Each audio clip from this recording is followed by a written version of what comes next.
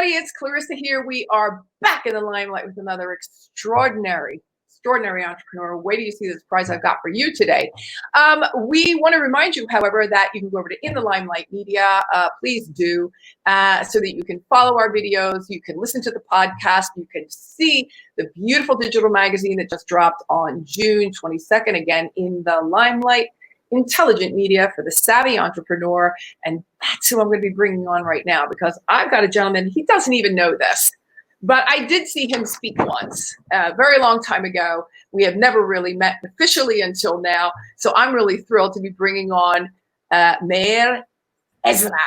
There he is, everybody. Yes. I see you. So you're in Cape Town right now. Yes, I'm in heaven right now. You're in heaven. And I said, I'm in Malibu, so I'm in heaven number 2. And you are a spiritual entrepreneur. I love that idea. I love that concept because it is such a unique combination of business, the spirituality. We're going to talk all about that, about how you help people learn all kinds of things about not only business, which is rather important, but even more so, you say family is really paramount in everyone's lives, and they really need to be working on parenting a little bit better. Why don't you talk to me about that a second? Well, there are 2 professions that actually create future: parents and teachers. Yep. All the other people are dealing with the past, and those 2 professions are parents. You never learn how to be a parent. Yeah. Teachers, you do, but you are very limited by the system. Yeah, for sure. So for me, when I look at people that coming to work for me, I've got lots of people that working for me all over the world. And I see that over the years, the quality is a big problem. Big problem. It's a huge problem. And the quality, not only, but when you say they don't teach you how to be a parent, they don't really teach you.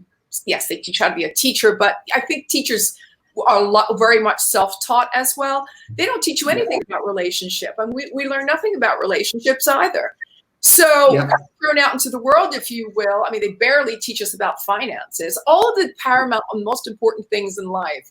Don't you find that they never taught you anything? That's correct. So this is you sit for 20,000 hours from the age of 6 to the age of 20 in school.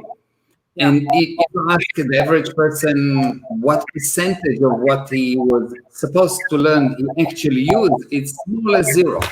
Yeah. And I can imagine that nobody ever came to you and said, "Nah, it's okay, Meir, I'm good. I'm a great parent. I don't need any help." No, said that to you, right? They never said, "Don't worry about it. Let's just talk about business." So what do you think are the main challenges that parents are going through, especially today? It seems to be so much more difficult now than ever. Yeah. So the problem is that parents don't know something very specific. They don't know that children don't learn by hearing, but they learn by looking. And children become the parents. Even if you don't admire your parents, you become like one of them. Yeah. Why? Because as far as the children concerned, there is mother, father, God, and everyone else. Yeah. So they really want to be like you. They really want to be like you, even if they don't say that. Yeah, and they are, especially when they become parents themselves, because they've only learned from their parents, right? That's really all they know, unless they take specific and specified courses like what you're teaching. You say that the condition of the family just defines the condition of your business. Yeah. I don't know that I understand that 1,000%. Why don't you explain it? Let me explain. So if you look at life, you'll see that there's a kind of a gradient scale of relationship. Okay, And just before that, there is something that you need to know, that if you have a problem here, the source of the problem is always before. If you have had the problem is not the headache, it is something before. If you don't have money, the source of the problem is always before. Yeah. Okay? Yeah. So the sequence goes like that. First of all, your mind has to be in order. Your mind has to be in order. Then once your mind is in order, you need a relationship, because this universe is composed of two. You have plus and minus, husband and wife. You need a relationship. Yeah. And then you can create a group of many. So if you have a problem with the many, the actual source is before, which is the two, which is the family, this is the relationship. So you can see that factually, and I've helped thousands of businessmen, every person that ever lost money, every person that ever lost business, every person that didn't do well in life, if you check before, he is not doing well either in family, children, sex, or relationship. Oh, wow. Yeah. That's the area. He's somewhere not ethical in those areas, to be more specific. It's not that he's not doing well. Yeah. Not ethical in one of those areas. Yeah. And then the very interesting thing is that when you are not ethical in some area, you don't want other people to see that. So what you do, you put a blinder so people cannot see. And you put more and more and more and more blinders so people cannot see. And you become also blind because you cannot see through your own blinders. I would say a lot of that is probably a very subconscious level also. Yeah. So the layers go very deep. You know, the layers I can understand go very deep.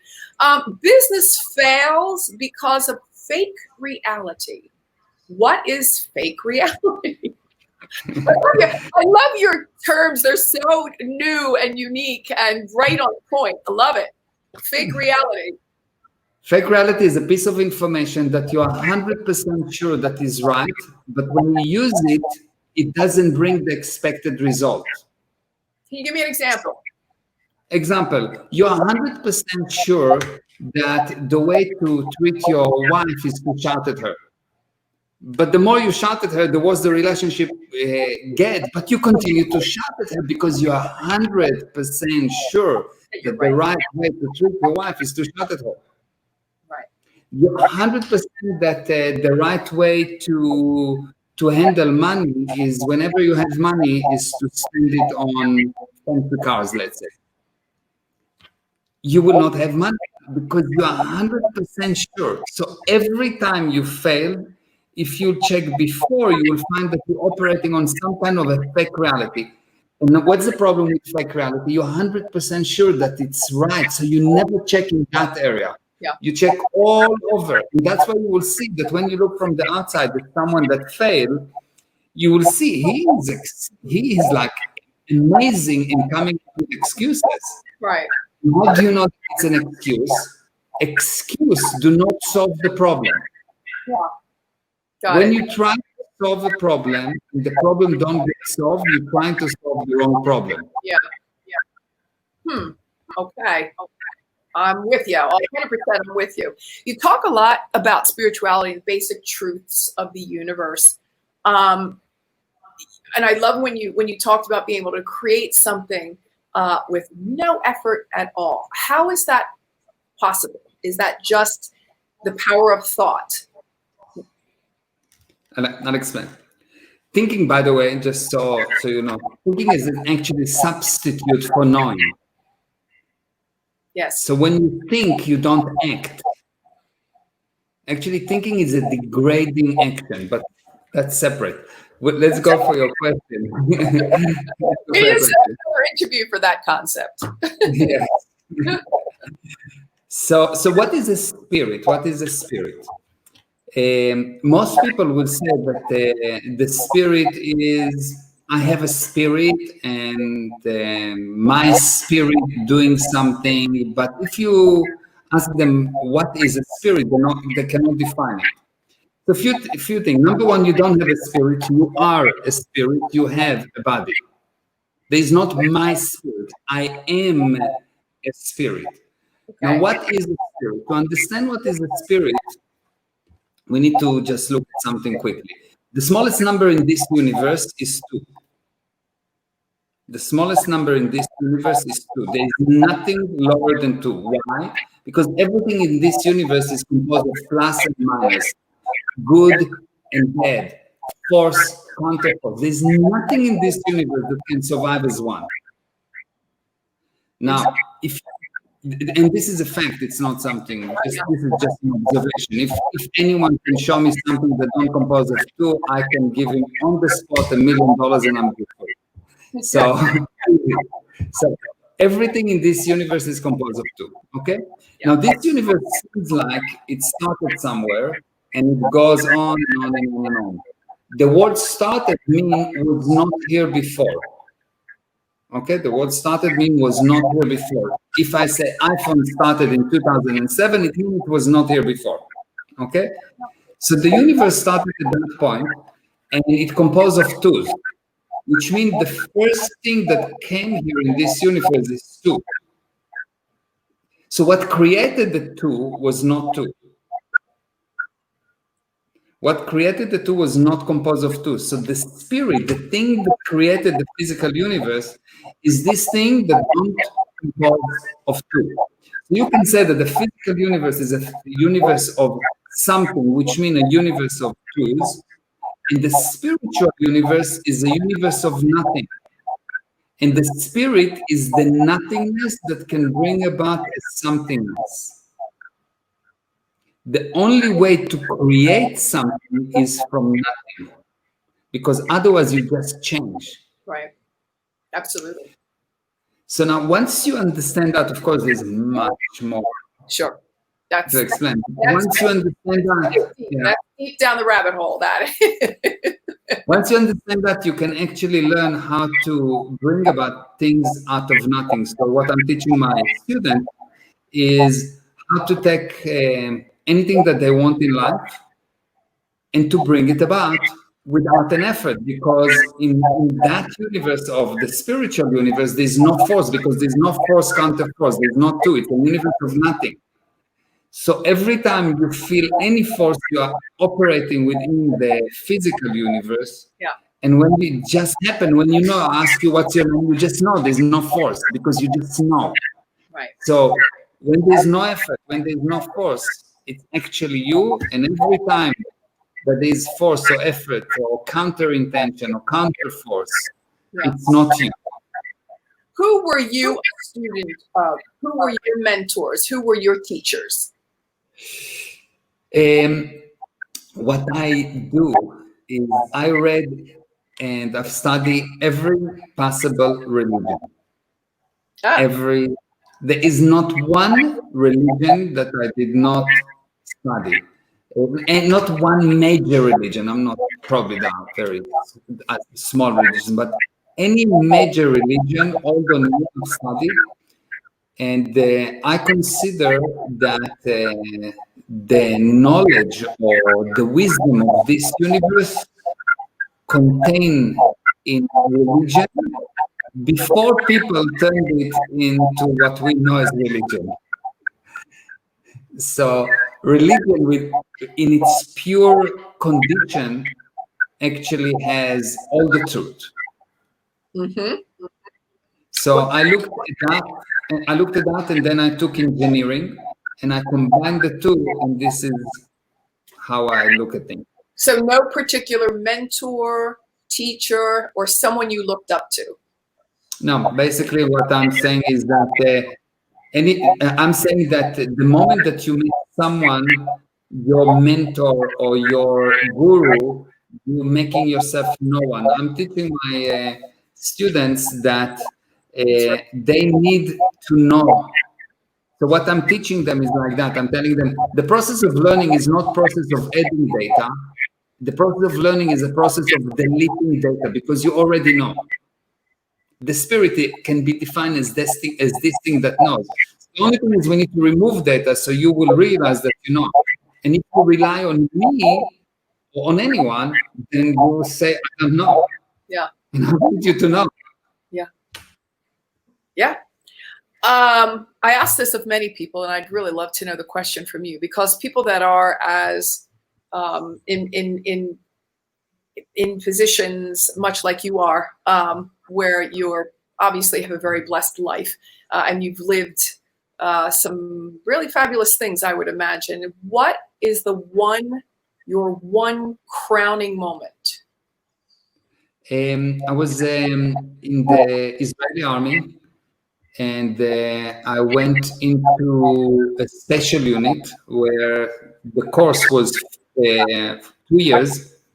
We started 4,000 people, and we finished after 2 years, 21. And at that moment, when I got this thing, this wing, and when I finished, I knew that I can do anything. It was Nothing that, is it was that difficult. Yeah. Awesome. One thing about you that no one knows. And one thing about me that no one knows, that I like, that my favorite food is very weird, is rice with milk and sugar. Oh, okay, that's okay. That's all right. That's like rice pudding. Yeah, but hot. And it's, I know. But that's okay. Yeah. Cold, hot. Throw some raisins. You put raisins in it? No, just sugar. Lots of sugar. All right. Well, here we put raisins and a little cinnamon too, so that's good. Yeah. You have some. I was looking at your website. You have courses and classes going on almost every day. Yeah. Every day. Yeah. What is it that you would like to talk about right now? The thing that you really would like everybody to know that you're doing. What's coming up next? The Family Academy. The Family Academy. The Family Academy is the thing that's most dear to my heart. We put more than 1 million people in Israel through this academy. And we've done it all in a volunteering way. And the results are just unbelievable. The success stories, hundreds of thousands of success stories of life that has been saved.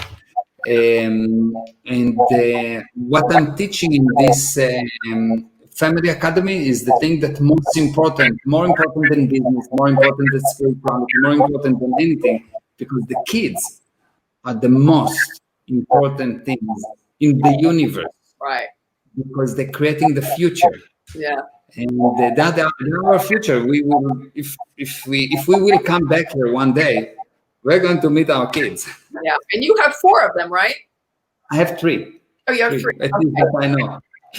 I don't know. I thought I'm sorry. I'll look better. I'm joking. Sorry about that. Was that a big gaffe? I'm sorry. And so 3, 1, 2, 3. Count them. 3, 1, 2, 3. Do they work in the business with you? Actually, my son and my son have his own business and the business that we're doing together. He's very, very extremely successful, and so he's 28. He just got married and he's amazing, really amazingly successful. And my daughter that just finished high school started to work about 2 weeks ago with us.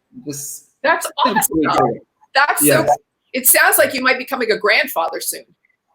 Yes, I'm pushing. That's something about you nobody knows, right? There you go. Exactly. I love this one class you have that's called Awakening the Secret Path to You, the Lost Art of Yoga Sutras. That must be an extraordinary experience right there. Yeah, that's... What do you walk people through there? So basically the end result of this class, so anything that I teach have a specific end result. And if you don't get that end result from your own viewpoint, you don't pay me, I pay you. I love that. Kind of like Chinese medicine, right? The Chinese doctors. It's basically, I'm saying, look, if I'm delivering to you something and you sat in my class for 30 hours, and you didn't get the expected result, I think I'm responsible for that. That's amazing. And obviously this is all online, right? Because it's all online.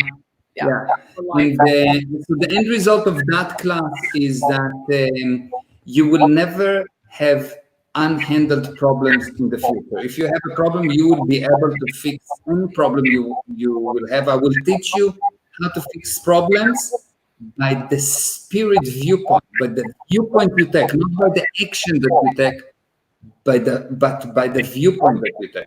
Yeah. So a lot of deep work. I'm seeing a few tissues, a few boxes of tissues in the room. Am I? Yes. You're right. There's some deep work, but it's great work. It's really liberating work. It's work we all need to be doing because we got to continue to grow every day and in every way. We have got to continue to grow. And I think that is a really great place to go. Everybody you see on the ticker underneath, it's meirzra.com. Go there. I've studied the website. There's lots there, lots of information, lots of resources. Certainly the events. I invite you all to go. I'm going to come. I'm going to come to one of those events. I'm going to tell you right now. I'm going to be there. So I'm going to thank you so much for your time. Don't go away while I say goodbye to everybody. And you've been in the limelight, everybody, with Meir Ezra. We'll see you next week with yet another really impressive entrepreneur. Thanks for watching. Bye. Thanks for watching this episode of In the Limelight TV, intelligent media for the savvy entrepreneur. Please consider liking, sharing, and subscribing to my channel and connecting with me on social. You can listen to this interview on Apple Podcasts, Google Podcasts, and Stitcher. And you can also go to inthelimelightmedia.com to read our digital magazine.